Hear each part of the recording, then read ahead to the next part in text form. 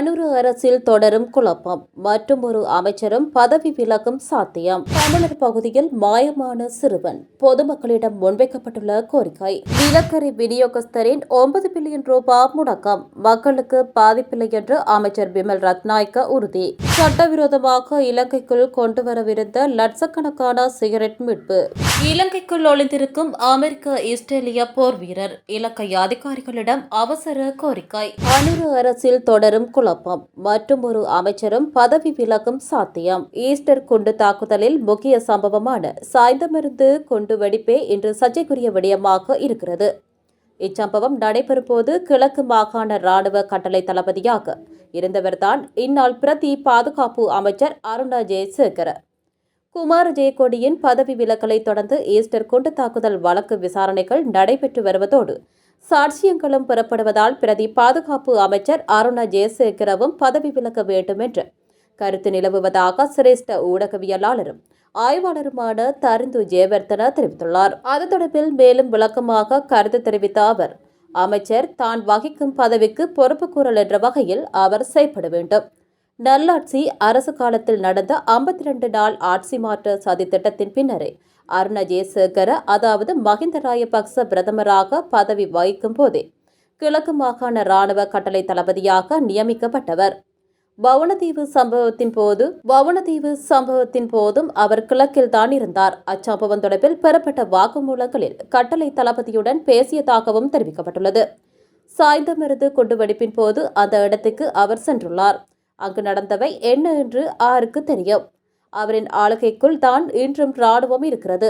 ஜனாதிபதி பாதுகாப்பு அமைச்சராக இருந்தாலும் பிரதி பாதுகாப்பு அமைச்சரே அனைத்து நடவடிக்கைகளுக்கும் பொறுப்பானவர். அன்று அவருக்கு கீழே பணியாற்றிய ராணுவத்தினர் சாய்ந்தமருது சம்பவம் தொடர்பில் இன்று எப்படி சாட்சியம் கோருவார்கள்? இது சாத்தியப்படுமா? இந்த அரசாங்கம் வந்த பின்னர் குற்றவியல் விசாரணைகள் திணைக்களம் நீண்ட வாக்குமூலம் ஒன்றையும் அவரிடமிருந்து பெற்றுக்கொண்டுள்ளது. நாங்கள் கூறவில்லை அருணா ஜெயசேகர ஈஸ்டர் குண்டு தாக்குதலுக்கு சம்பந்தப்பட்டவர் என்று. ஆனால் நீதியான விசாரணைகளுக்கு அமைச்சு பதவிகள் சில தடைகளை ஏற்படுத்தலாம் என குறிப்பிட்டிருந்தார். தமிழர் பகுதியில் மாயமான சிறுவன். பொதுமக்களிடம் முன்வைக்கப்பட்டுள்ள கோரிக்கை. கிளிநொச்சி பொன்னகரை சேர்ந்த 13 வயதுடைய சிறுவன் ஒருவன் கடந்த 13ஆம் திகதி முதல் காணாமல் போயுள்ளதாக அவரின் பெற்றோர் கிளிநொச்சி போலீசில் முறைப்பாடு செய்துள்ளனர். சித்திரை புத்தாடைகள் கொள்வனவு செய்வதற்காக சென்றிருந்த வேளையில் தண்ணீர் குடிப்பதற்காக சென்ற குறித்த சிறுவன் அதன் பின்னர் வீடு திரும்பவில்லை என தெரிவிக்கப்படுகிறது.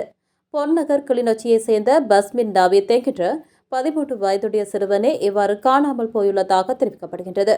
இந்நிலையில் போலீசார் விசாரணைகளை முன்னெடுத்து வரும் அதேவேளை பொதுமக்களின் உதவியையும் குடும்பத்தினர் நாடியுள்ளனர்.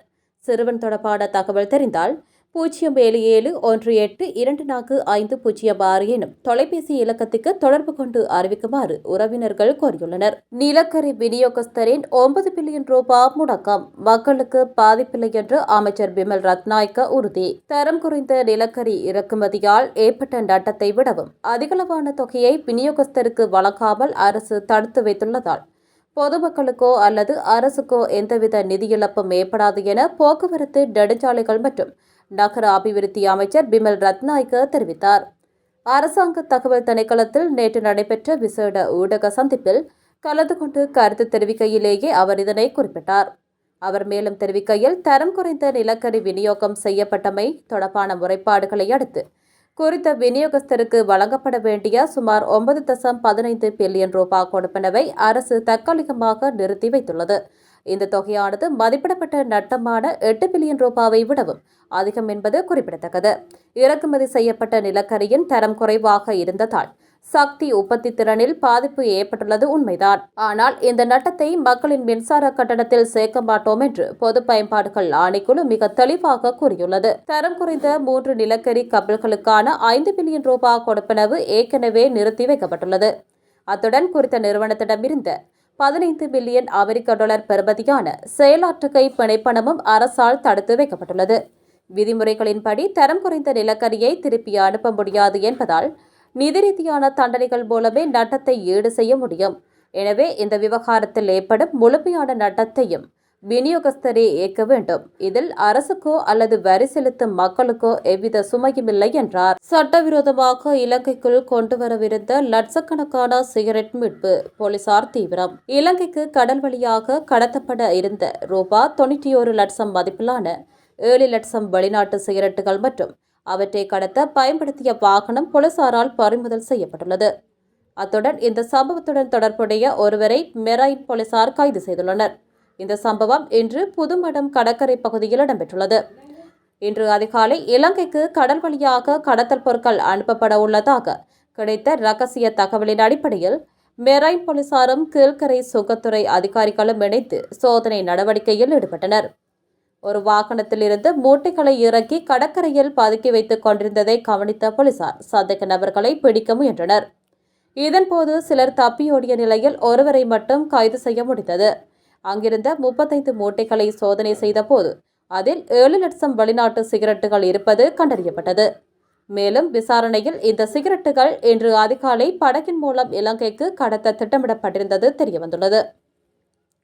இதனையடுத்து புதுமடம் மேற்கு தெரு பகுதியைச் சேர்ந்த முருகன் என்பவரை கைது செய்த மெரைன் போலீசார் சிகரெட்டுகள் மற்றும் சரக்கு வாகனத்தை பறிமுதல் செய்து சுங்கத்துறையிடம் ஒப்படைத்துள்ளனர். பறிமுதல் செய்யப்பட்ட சிகரெட்டுகளின் மதிப்பு ரூபாய் 91 லட்சம் என மதிப்பிடப்பட்டுள்ளதுடன் கைது செய்யப்பட்ட நபரை நீதிமன்றத்தில் முன்னிலைப்படுத்த நடவடிக்கைகள் மேற்கொள்ளப்பட்டு வருகின்றன. இலங்கைக்குள் ஒளிந்திருக்கும் அமெரிக்க இஸ்ரேலிய போர் வீரர் இலங்கை அதிகாரிகளிடம் அவசர கோரிக்கை. காசாவில் பொதுமக்களின் உட்கட்டமைப்புகளை சேதப்படுத்தியதாக கூறப்படும் இஸ்ரேலிய அமெரிக்க போர் வீரர் ஒருவர் இலங்கையில் மறைந்திருப்பதாக முறைப்பாடு அளிக்கப்பட்டுள்ளது. ஜேக் பெர்கோன்ஸ் என்ற குறித்த போர் வீரருக்கு எதிராக ஹிந்த் ரஜப் அமைப்பு இலங்கை அதிகாரிகளிடம் உத்தியோகபூர்வமாக முறைப்பாடு ஒன்றை செய்துள்ளது. ஹிந்த் ரஜப் அறக்கட்டளை என்பது காசாவில் இஸ்ரேலிய ராணுவத்தால் கொல்லப்பட்ட 6 வயது சிறுமி ஹிந்த் ரஜப் என்பவரின் நினைவாக உருவாக்கப்பட்ட ஒரு சர்வதேச மனித உரிமை அமைப்பாகும். இஸ்ரேல் மற்றும் அமெரிக்காவின் இரட்டை குடியுரிமை கொண்ட குறித்த போர் வீரர் இஸ்ரேலிய ராணுவத்தின் 7வது கவச பிரிவின் 603வது போர் பொறியியல் படைப்பிரிவில் பணியாற்றியவர். 2023ஆம் ஆண்டு அக்டோபர் 7 நடந்த சம்பவங்களை தொடர்ந்து அவர் தன்னார்வத்துடன் ராணுவத்தில் இணைந்து காசாவில் நிலை கொண்டிருந்ததாக தெரிவிக்கப்படுகிறது. அவர் அங்கம் வகித்த 603வது படைப்பிரிவானது காசாவில் குடியிருப்பு பகுதிகள், மசூதிகள், விவசாய நிலங்கள் மற்றும் தொழிற்சாலைகளை திட்டமிட்டு தகர்த்த நடவடிக்கைகளில் ஈடுபட்டதாக ஹிந்த் ரஜப் அறக்கட்டளை குற்றம் சுமத்தியுள்ளது. இந்நிலையில் 2023 அக்டோபர் முதல் 2025ஆம் ஆண்டின் நடுப்பகுதி வரை சுமார் 65க்கும் மேற்பட்ட இடிப்பு நடவடிக்கைகளை இந்த படைப்பிரிவு மேற்கொண்டுள்ளதாக ஆதாரங்களுடன் சுட்டிக்காட்டப்பட்டுள்ளது. கான் யூனிஸ் மற்றும் ராக்ஃபா பகுதிகளில் சிவில் கட்டடங்களை வெடிபொருட்கள் மூலம் தகர்த்தும் நடவடிக்கைகளில் ஜேக் பெர்கோன்ஸ் நேரடியாக பங்கேற்றுள்ளதாக தெரிவிக்கப்படுகிறது. அவர் தனது சமூக வலைதளங்களில் வெளியிட்ட புகைப்படங்கள் மற்றும் காணொலிகளில் சிவில் கட்டடங்களுக்குள் வெடிமருந்து கம்பிகளை வைத்திருப்பதும் கட்டடங்கள் தகர்த்தப்படுவதும் பதிவாகியுள்ளன. இத்தகைய நடவடிக்கைகள் போர்க்குற்றங்களின் கீழ் வருவதாக அந்த அமைப்பு குற்றம் சாட்டியுள்ளது. தற்போது ஜேக் பெர்கோன்ஸ் சுற்றுப்பயணத்துக்காக இலங்கையில் தங்கியிருப்பதை ஹிந்த் ரஜப் அறக்கட்டளை உறுதிப்படுத்தியுள்ளது. சர்வதேச மனிதாபிமான சட்டத்தின்படி போர்க்குற்றங்களில் தொடர்புடையவர்கள் தமது நாட்டில் இருக்கும் பட்சத்தில் அவர்களை விசாரித்து சட்ட நடவடிக்கை எடுக்க வேண்டிய கடப்பாடு இலங்கை அரசாங்கத்திற்கு உண்டு என அந்த அமைப்பு வலியுறுத்தியுள்ளது. இந்த குற்றச்சாட்டுகள் குறித்து இலங்கை அதிகாரிகள் உடனடி கவனம் செலுத்தி சர்வதேச சட்டங்களுக்கு அமைவாக நடவடிக்கை எடுக்க வேண்டும் என ஹிந்த் ரஜப் அறக்கட்டளை தனது அறிக்கையில் கோரிக்கை விடுத்துள்ளமை குறிப்பிடத்தக்கது.